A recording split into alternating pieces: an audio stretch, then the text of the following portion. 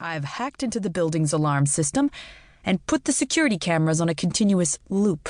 So all anyone staring at the feeds will see is books, artifacts, and furniture, instead of you guys sneaking around. I also don't see any guards or reapers either outside or inside the building. I nodded at him, then glanced at Zoe and Ian. You guys ready? They both nodded back. Then let's go, I said. Matteo stayed behind in our hiding spot so that he could monitor the alarm system and the security camera footage. But Zoe, Ian, and I crept out from behind the bushes, which ran along the wall of a dark gray stone building. In the distance, several hundred feet away, another larger building, also made of dark gray stone, rose up out of the grass. That was our target. I peered into the shadows that blanketed the landscape, but everything was still and quiet. There was no sign of the reapers or anyone else, and I didn't even hear so much as an owl softly hooting in one of the trees. I nodded at Zoe and Ian again, and together, the three of us stepped away from the wall and headed toward the other building. We moved quickly and quietly, keeping low and staying away from the golden glows of the streetlights that lined the nearby walkways. I glanced around, expecting reapers to rush out of the shadows and attack us, but everything remained still and quiet. We made it over to the target building and plastered ourselves up against the wall, hiding in the shadows again. Okay, guys. Matteo's voice crackled through my earbud, since that was how we communicated during missions. Still no sign of any guards or reapers, so you are clear to proceed. Thanks, I whispered back to him. Zoe, you're up. She crouched down, slipped a black backpack off her shoulders, and unzipped it.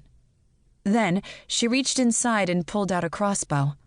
Unlike the large, heavy wooden ones that the Mythos students trained with in gym class, this crossbow was made of black plastic and was barely bigger than my hand. Round blue crystals ran down the barrel, giving the weapon a bit of sparkly bling. Zoe grinned and showed off the crossbow for Ian and me.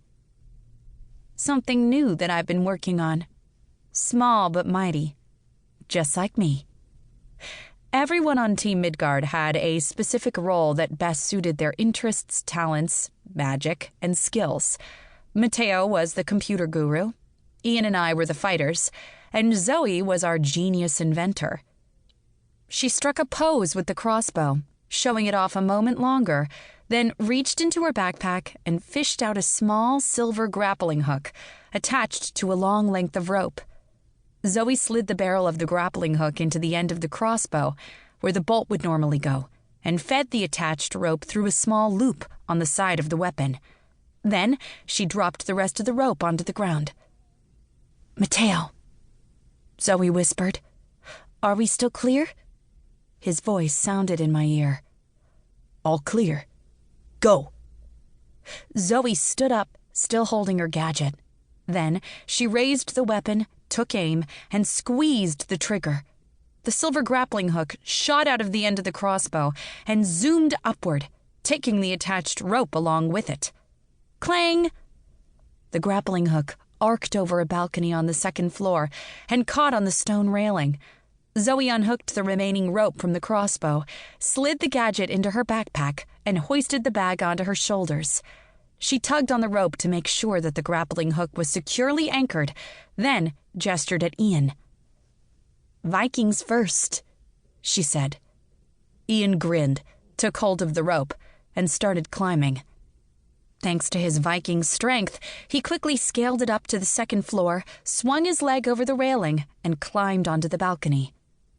Spartan's next, Zoe said. I wasn't super strong like Ian was, but I had scaled more than one rope in Takeda's gym class, so I started climbing. Several seconds later, I reached the second floor, and Ian helped me over the railing and onto the balcony.